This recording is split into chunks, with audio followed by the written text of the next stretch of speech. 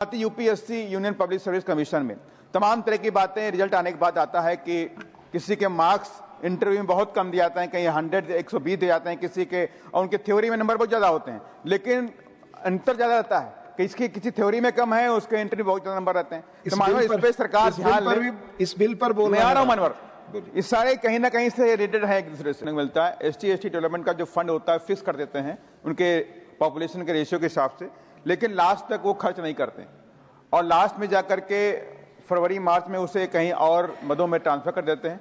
तो मैं चाहता हूं इसको आप गंभीरता से ले सरकार, और इसको बाकायदा रोक लगा करके उनका जो पैसा है उन्हीं के ऊपर खर्च करने का प्रधान सरकार बनाने का काम करे। धन्यवाद मान्यवर कि आपने मुझे एप्रोप्रिएशन बिल नंबर 2 पर बोलने का अवसर दिया। साथ ही मैं आभार व्यक्त करता हूं अपनी पार्टी की मुखिया आदरणीय बहन कुमारी मायावती जी का भी।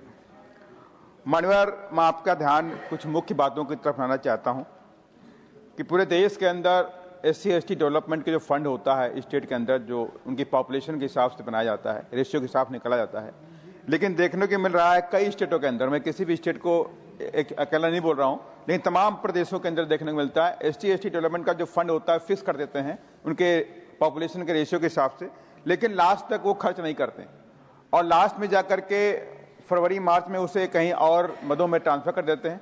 तो मैं चाहता हूं इसको आप गंभीरता से ले सरकार, और इसको बाकायदा रोक लगा करके उनका जो पैसा है उन्हीं के ऊपर खर्च करने का प्रधान सरकार बनाने का काम करे।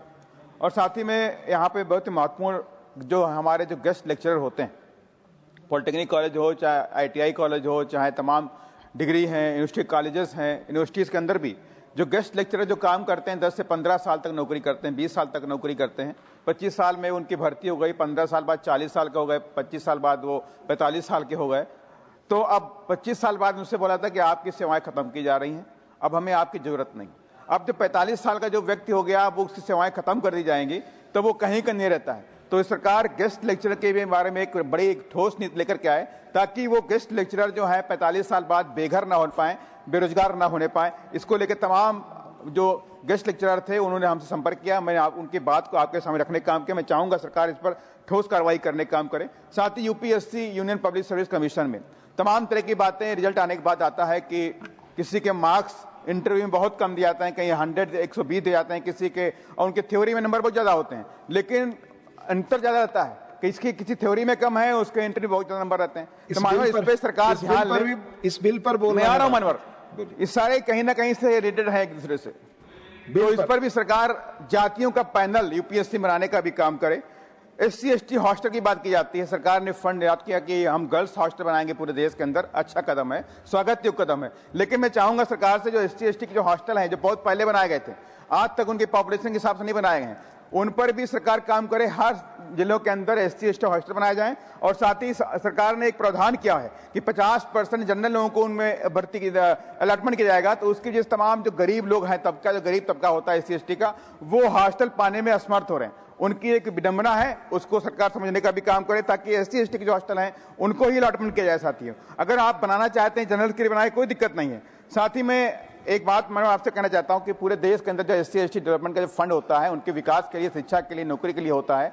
अब पूरे देश के तमाम SC/ST के जो गरीब बच्चे होते हैं उनके एडमिशन नहीं हो पा रहे हैं, कहीं फीस नहीं उनके पास है, इवन IIT MBBS में भी फेल हो जाते हैं, एडमिशन नहीं ले पा रहे हैं। तो ऐसे मामलों के अंदर सरकार का अनुरोध है कि SC/ST के जो गरीब बच्चे हैं, मैं गरीब बच्चों की बात कर रहा हूं, SC/ST के जो गरीब बच्चे हैं उनके 0 फीस पर एडमिशन सरकार सुनिश्चित करे पूरे देश के अंदर, चाहे IIT हो, चाहे MBA हो, चाहे MBBS हो, तमाम जगहों पर उनके लिए काम करें। और साथ ही मैं 2 बातें कहना चाहता हूं। ईरान और रसिया और जो चला, सभी लोगों ने बात रखी, तो मेरा पर्सनल सजेशन है कि हमें अपने जो संबंध है मानवर, रसिया से खत्म बोलना है आपको मानवर। ये सारा का सारा कहीं ना कहीं से जो बोला है वही तो खरीद रहे हैं मानवर, इसी पैसे से तेल खरीद रहे हैं हम लोग, तेल जो खरीद रहे हैं। तो मानवर मैं एक बात कहना चाहता हूं, हमें अपने जो दोस्त है हमारा जो रसिया है उससे कभी संबंध नहीं खराब करने चाहिए, किसी भी दबाव में आकर के खत्म नहीं करने चाहिए। अगर आज उससे हमारे संबंध अच्छे होते, हमने तेल खरीदना बंद न किया होता, तो आज $55 में हम तेल ले रहे होते, $110 में हम तेल नहीं ले रहे होते।